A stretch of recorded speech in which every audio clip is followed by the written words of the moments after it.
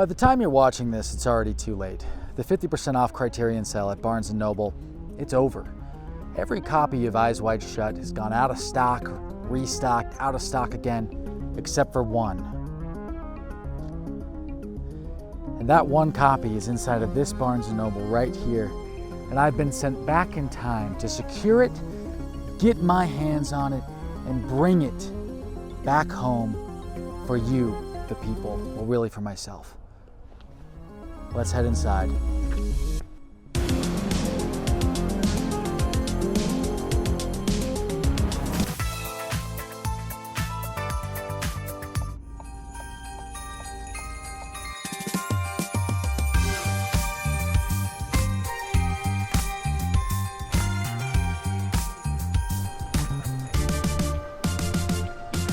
So, Park City Barnes & Noble. We've been here once before, you may remember. Shit. It's a little bit of a further away store for us, but anyway, let's see what they got. They have Nightmare Alley. Good news. God damn. These shelves here. Well, anyway, No Country for Old Men. I got a lot of shit for not putting this on my greatest films of the 2000s list. Guess I need to watch it again. Nightmare Alley, what I was actually looking to talk about, this has been sold out at like every store. I didn't initially want this until I recently watched a video. Guillermo del Toro has actually completely re-edited the film and put it in black and white and made it feel more like a classic noir, and now I actually really want it. I didn't even expect to see it here because it's been gone everywhere, so I might have to pick it up. Off to a good start.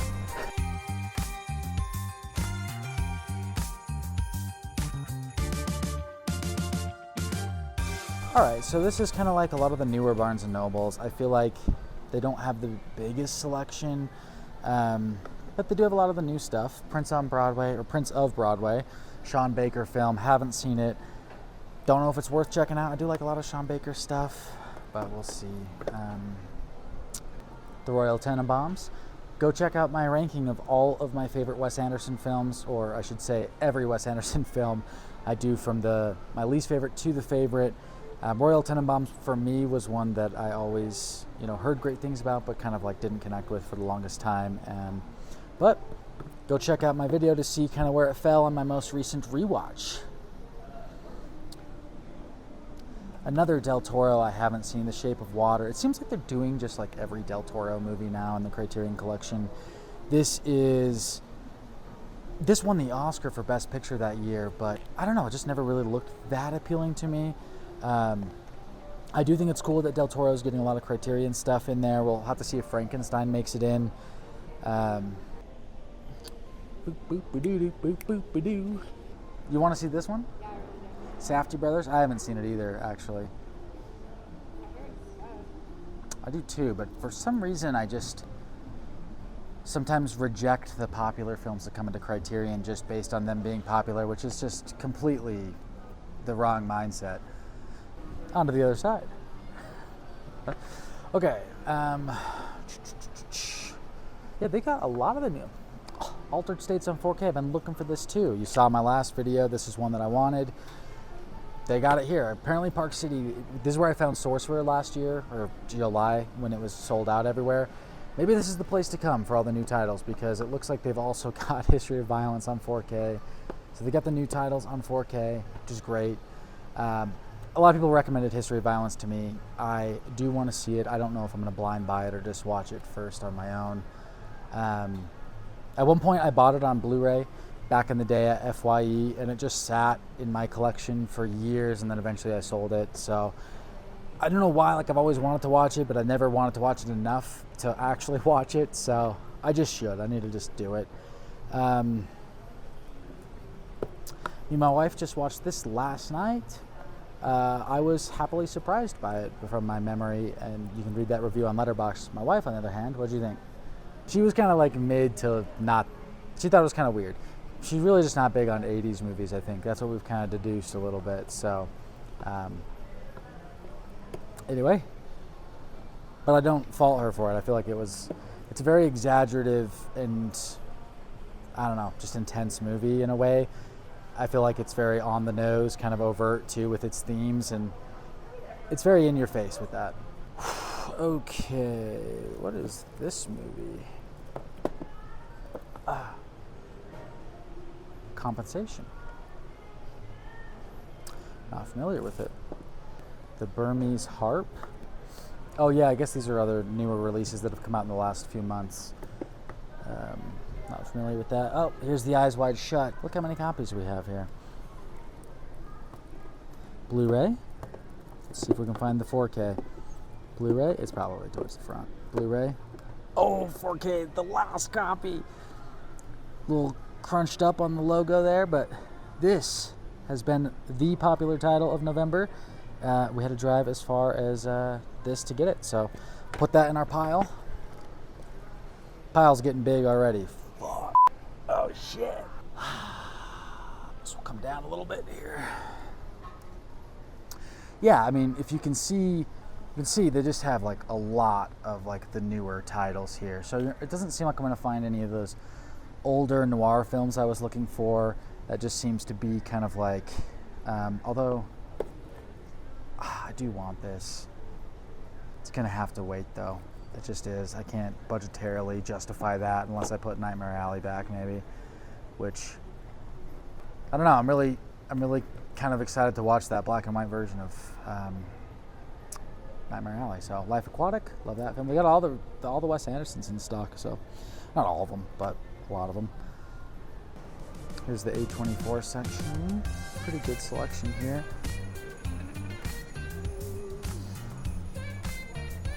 Look at this. Flow 4K. I love the packaging of this. This has also been a hot item. People are saying this is one of the greatest animated films of 2024. Man, I really should check this out. Not today though. A lot of new releases. Looks like I might have gone through all the Criterion releases. It might just be this one stand. I'm hunting around to see if there's any other Criterions. And there might be a few right here. They've got both slipcover editions of the Kill Bill movies.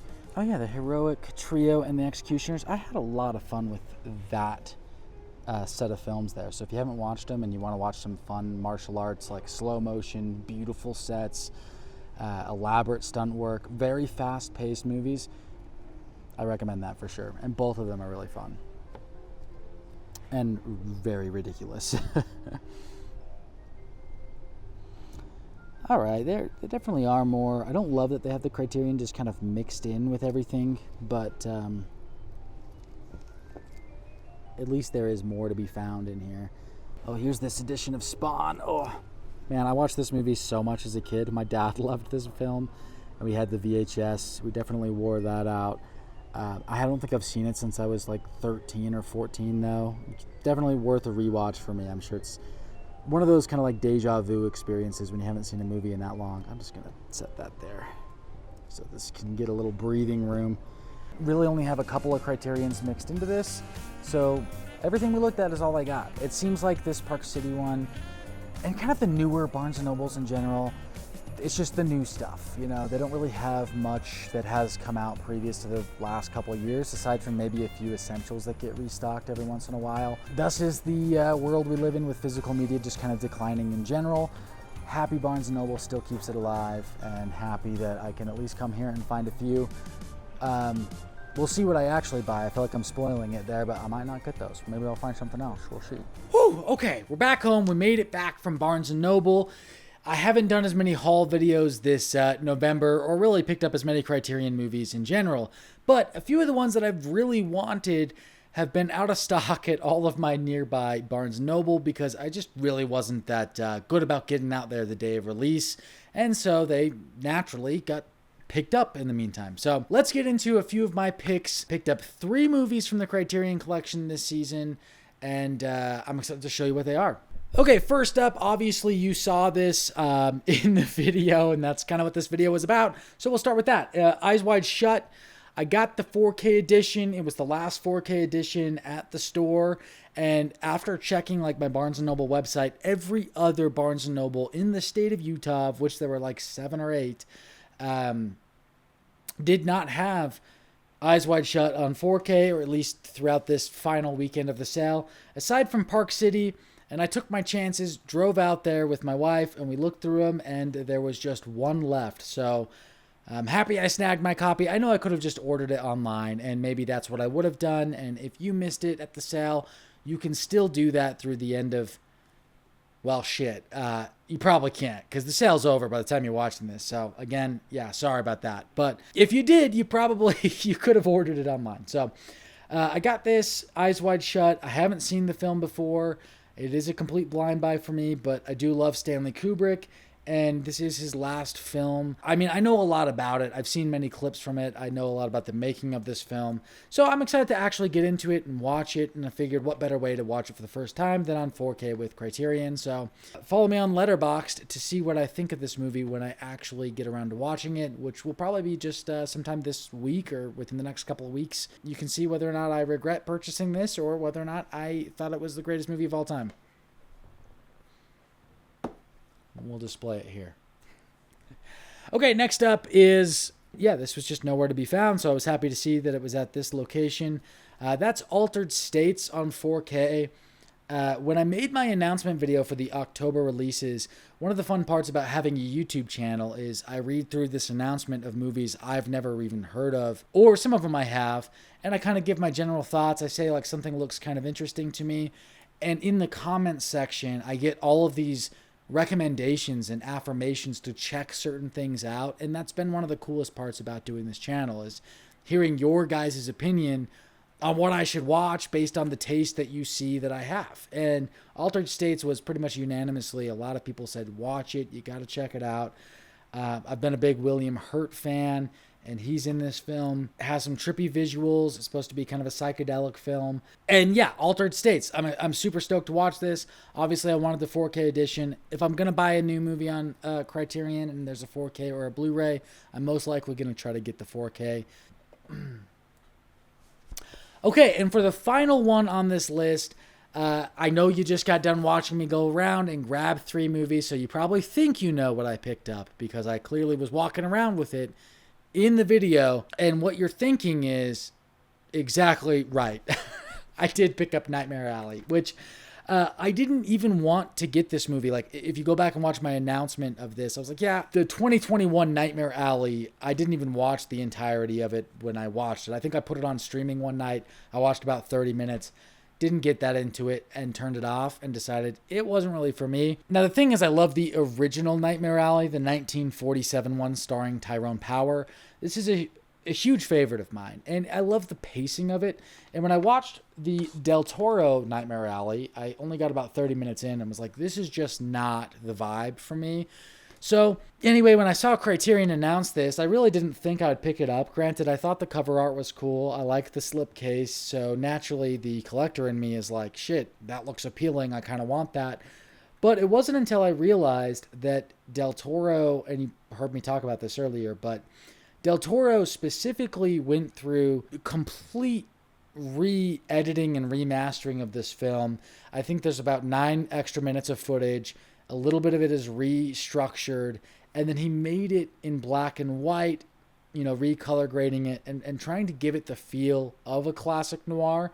And that just sounded really appealing to me. I love the dedication of him going back into his work and trying to make it appeal more to like his own inclinations of maybe what he wanted to make. It has to be worth watching. It has to be worth checking out. And the question is whether or not it's actually worth the $60 price tag. Obviously, I got it for half off at $30, but it's $5 more than the average 4K on sale and $10 more at full price. So, like, what makes it worth that? I guess it's the fact that you get a 4K edition of both the original version and the new extended director's cut. I would have just preferred it was only the extended director's cut. I don't think I need the original version, but that's just my opinion. I'm that kind of guy. I don't need the 4-disc treatment of films. Like, I want the preferred version from the director, and then if another disc is required for supplements, I'm happy with that. If I'm going to buy it on 4K, I really only want the 4K disc. I don't need a Blu-ray edition of the disc. Anyway, that's just a random tangent and random thought, but it reminds me of this edition I have of Army of Darkness. I love this movie. It's only like 90 minutes. This has 4 discs for God knows what reason. Like, It has a 4K edition of the theatrical cut, a Blu-ray edition of the theatrical cut, a Blu-ray edition of the director's cut, and a Blu-ray edition of the international cut, and a Blu-ray edition of the television cut. Why do I need 5 cuts of this movie? From a historian perspective, maybe I get it, I guess. Someone wants to own everything. But as the edition of this release that it is, like, if the retail is going to be $50 because it holds that many versions and that many discs, like, give me the 4K theatrical and give me an extra disc with supplements, and I'm happy. Like, I don't need all that extra stuff. For whatever reason, the fact that this is 4 discs and has both editions of the movie just kind of, like, I don't need the 2021 version in 4K. Maybe give it to me on the Blu-ray disc so that you can put the features and that movie together on one disc. But I don't need the 4K edition of the new version or the old version. I just wanted of the new version. Yeah, it's a stupid argument. I get it. I'm sure there would be plenty of other people that complain the opposite way. They want everything that they can on 4K, all that the movie has to offer. So, but let's unbox this. Let's figure out what the hell is in this package. It's a thicker box than some of their other ones. It's a $60 set. I'm kind of curious. So, Nightmare Alley 4K. Look at that. Oh, that's cool. Yeah, that's pretty sweet. I love the artwork on this. Whoa. Okay, there you go. So you open it up and you get all 4 discs right there. Complete and total overkill in my opinion. But I got the movie like 4 fucking times over, so that's cool. And then examine thyself, sinner, is the quote here on the front of this book. Oh, here we go. We get our essays, director's note on the extended cut, and some images here on the back from the film. Damn, those shots of the black and white look so sick. I know it's weird. Like, some people might think, why would you want to watch the movie in black and white if there's a color version? But there is an aesthetic, and sometimes when film is shot, like a noir film is specifically shot with harsh shadows and lighting. And so you kind of shoot things differently when you're lighting for that. And you might even like set decorate differently because you know that those colors aren't going to be represented. And I think that's super fascinating. And when a movie is kind of intended from the director to be in black and white, it definitely offers a different experience. Yeah, I don't know. But with those still frames, they make it look like a classic film.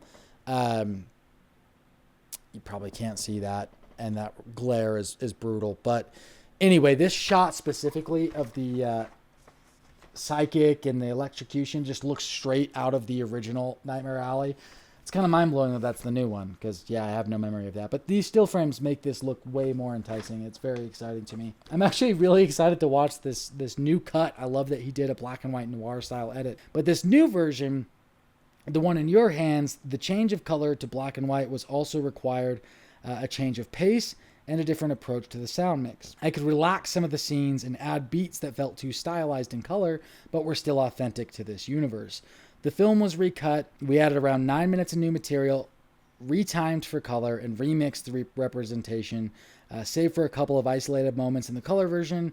This is my and Kim Morgan's favorite version. We both think it does justice to the conflict and darkness of the tale, and yes, the actors. We do hope you enjoy it. Well, that's awesome. I love that he is getting to release the version of the film he wanted to. I know he's a huge fan of the original one.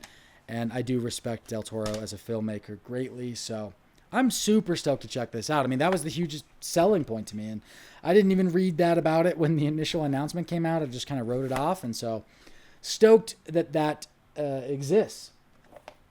Well, there you go, folks. All 3 of the movies that I picked up, all 4K editions. A lot of titles I'm really excited to watch. What did you guys pick up during the November haul? And what kind of stuff do you guys want to see on this channel when it's not a Criterion themed month? I plan on doing some videos related to James Bond for December because I'm a huge James Bond fan, and the holidays always make me think of the James Bond franchise, so I'm going to do a couple videos related to Bond. But outside of that, I'd love your opinion and your feedback on some of these videos. Like, what do you want to see from me? Do you like these trip style videos? And would you like to see more of those? Let me know in the comments below. I love you guys. Thank you so much for watching. And as always, I hope to see you in the next video. Adios.